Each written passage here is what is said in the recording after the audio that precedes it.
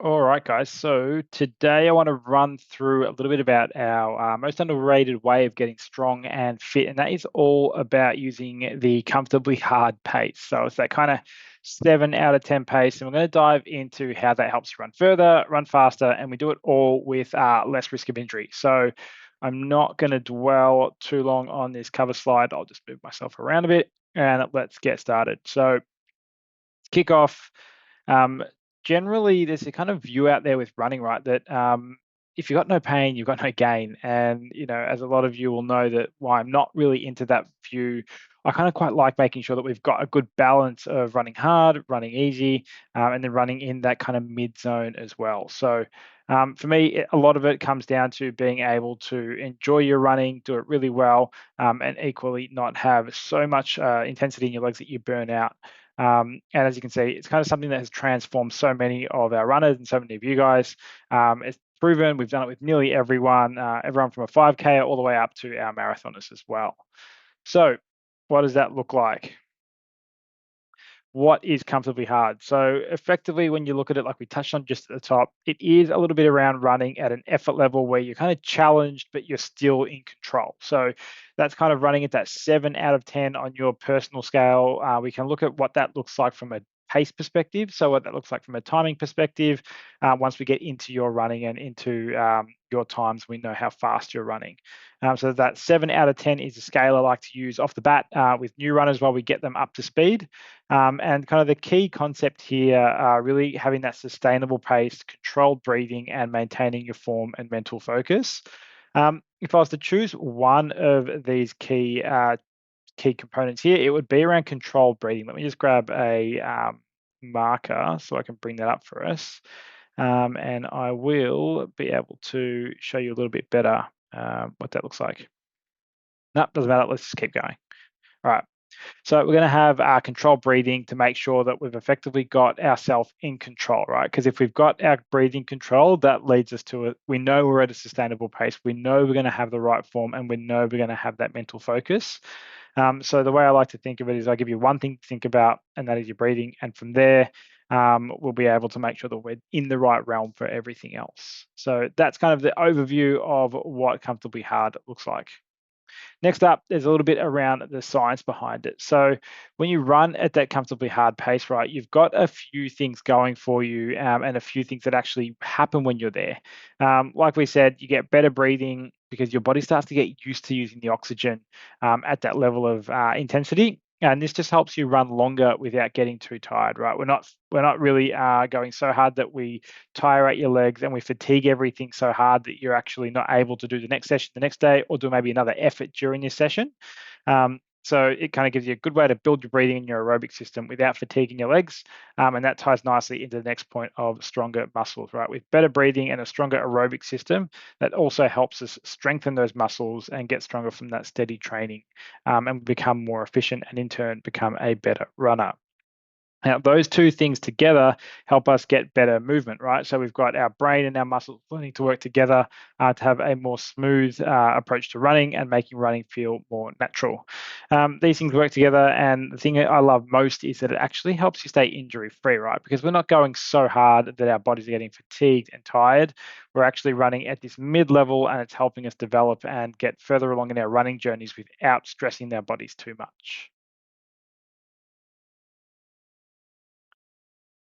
So next up, I just want to touch quickly on what the effort levels look like. So 1 to 2 is that walking pace, that really, really nice and easy. 3 to 4, we're looking at that completely conversational pace, kind of that easy jog or maybe our long runs. And 3 to 4 of those really long ones we'll do on a weekend if we're going up for a half marathon or a full marathon. We want to be able to talk all the way through those. We want to have a nice chat, completely conversational pace, and not stressing anything too much. The 5 to 6 is around a bit harder than an easy run. I probably should have changed that out a little bit and made it, that easy to mid-level run. You can hold a conversation for a few sentences at a time, but it's not quite an easy jog and it's not quite a comfortably hard run.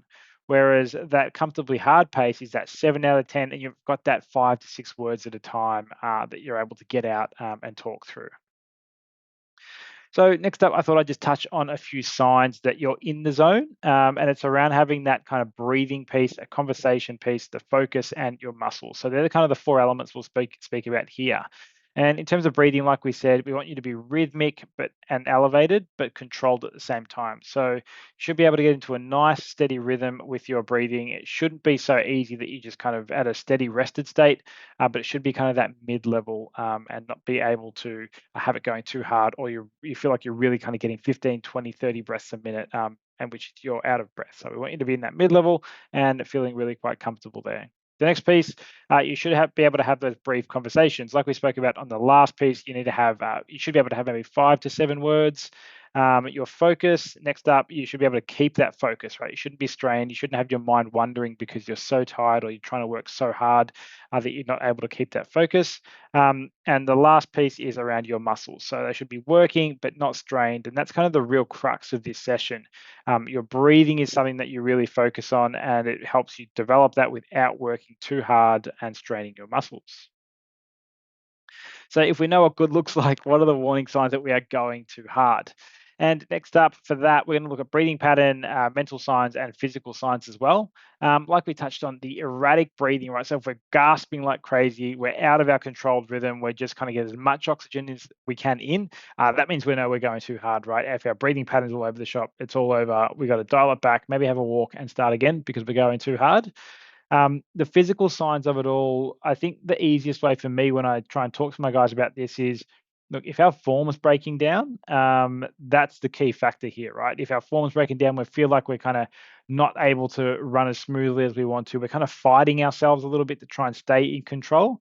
That's the main thing I'd look for, because ultimately things like sweating and muscle trembling, they're kind of individual, but I like to throw them in there as well. Like if you're sweating excessively for you, or if your muscles feel like they're kind of really going too hard and they're not able to snap back and recover for you, then maybe that's a time and also a sign from a physical perspective that you are pushing too hard. And last but not least on this slide, I'm just going to get back to the point of focus, right? So if we have our mental side, so we've got a loss of focus and we've got that loss of ability to stay on task and at the task at hand, and we've got some negative thoughts coming in and we're feeling overwhelmed with the task that's ahead of us, we know we're running too hard there, right? We should feel like we're in control from a breathing, a physical, and a mental capacity here all the time. And we can do that if we're actually going at the right pace and actually not going too hard. So mental signs will probably kick in after the breathing signs, and the physical signs might come in. You might realize those last as you start to get particularly tired. So they're kind of the three key warning signs that you are going too hard when it comes to the comfortably hard pace. So we don't want you to be anywhere near any of these, right? We want you to stay well away from them, and we want you to stick with the signs that you're in the zone, right? You've got that elevated but rhythmic breathing. We've got a conversational, brief conversational approach. Your muscles are working but not strained, and you've got the focus on that task at hand. So the talk test. Um, I guess the easiest thing to do is if you're running like this and you're breathing like that. I chose this because you can see how much he's breathing out, right? See all that exertion of the breath coming out. You're going too hard. So we don't want you to be running that hard. We want you to kind of adjust it that you are not going so easy that you're able to have full sentences, not so fast that you can't talk at all. But again, like we've been talking about, and I really harp on about it because it's so true and it really, really works, that you can have that 5 to 6 or 5 to 7 words at a time. All right, so we'll have a quick look at what building that distance at that comfortably hard pace looks like. And between week 1 through to week 4, we go from around 15 minutes of comfortably hard running all the way up to 25 to 30 minutes.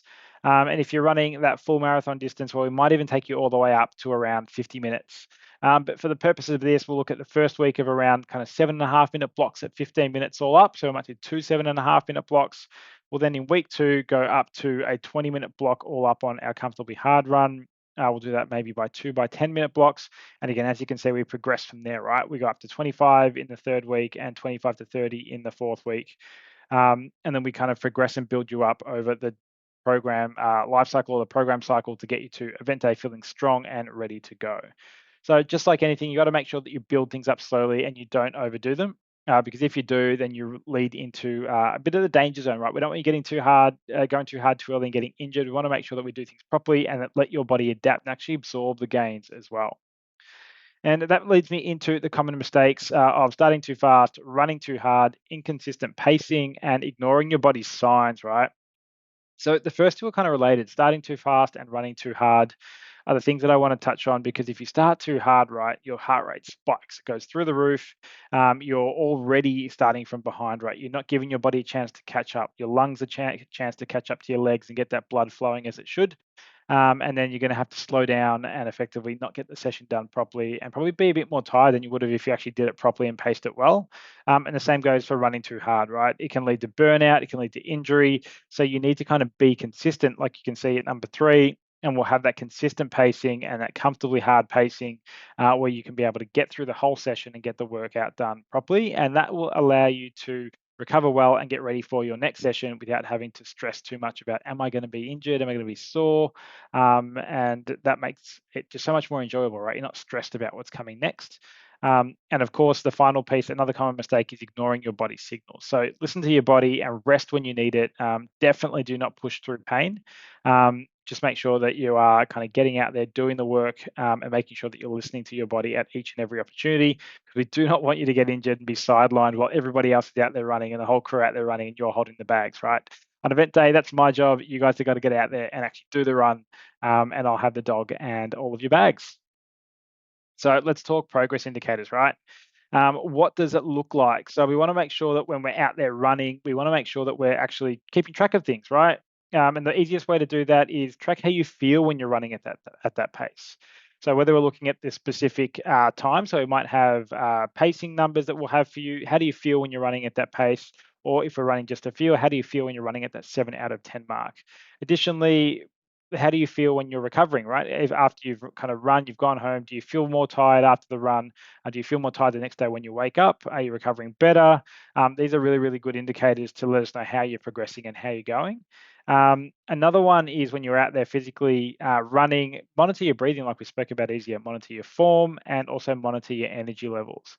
You know, probably the key piece I mentioned on physical science is towards the end of every block, right? Whether the last 2 minutes of every block, no matter whether it's a 7.5 minute block or a 25-minute block, just try and make a mental note of your energy levels, right? If week one you're pretty tired, week two you're kind of the same, and then week three and four you start to feel like you've actually got a bit more energy at the end of each block, that's a really, really good sign that you're actually progressing and your body's adapting well. So just kind of keep track of those as well. And then last but not least, the mental aspects, right? Keep track of your confidence out there when you're running them, running the blocks, the comfortably hard runs, how much you're enjoying them. And then I think most importantly, I've left it there till last, is your focus during those runs. So if you're able to maintain a really, really strong and good focus, it tells us that you're in the right zone, you're doing really well, and you are progressing in the right direction. So the next thing is, we're not running in the kind of same place every week, or we might, but equally the weather might change, the conditions might change, so we need to adapt to it as well, right? And I've got a couple of options down here just to help you adjust and adapt to that, particularly given in hotter weather or really cold weather, our bodies respond quite differently. If we're running in hotter weather, well, we need to dial back the effort and maybe adjust our training times and focus on our hydration, right? We need to maybe get out a bit earlier in the mornings, maybe get up, go to bed early the night before, get up and get out before the sun comes up. Make sure we're hydrated before our run, and especially after. But if we can't get out if we can't get out at those times, we do need to get out at hotter weather. We need to dial back the effort level, right? And this is where knowing your heart rate numbers is probably a really good one to work to, because if you've got heart rate to run to, it's a really good indicator in this sort of session when you do have hot weather. So hotter weather, dial back the effort is my probably main piece, and then try and adjust times to be able to get out there when it's not so hot. Um, Hills are kind of similar. So if we're going up hills, obviously that means more effort output for us, right? So you got to adapt your running form and really stay really focused on running strong and really running sturdy. Slow things down. So if you're going uphill, you're going to be looking to run at the same pace. You're going to burn yourself out.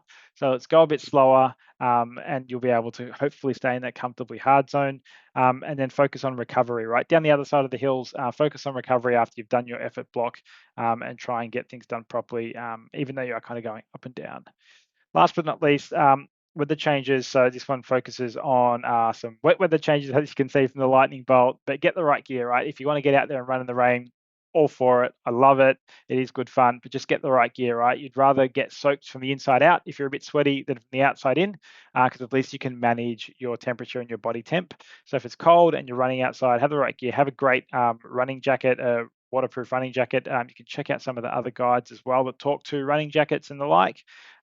Adjust your effort levels, right? So we want you to stay upright above all. So you might need to run a little bit slower. It might mean compromising your session a little bit, but we do want you to adjust your effort levels to make sure you're safe and you're out there and staying upright. So next up, I want to talk a little bit around tech tools for smart training. And like we touched on in the last slide around hot weather, you can see heart rate monitoring is the big one. So keeping track of your heart rate and getting to know your zones, what easy, moderate, and hard looks like, is a really valuable one for this type of session, particularly given not a lot of runners run with power meters at the moment. So if you're running to heart rate, getting to know those will help you not only in normal conditions, but in also super hot conditions and super cold conditions, because you can then map your heart rate to the right number, and then the pace takes care of itself. Whilst it's not entirely foolproof, it's kind of the best option that we have if we're not running with power.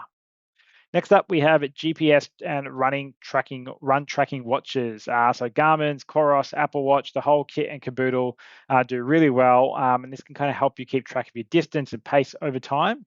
So everyone loves these. If you haven't got one, your smart training apps and running apps are really good as well. They'll keep your GPS data too.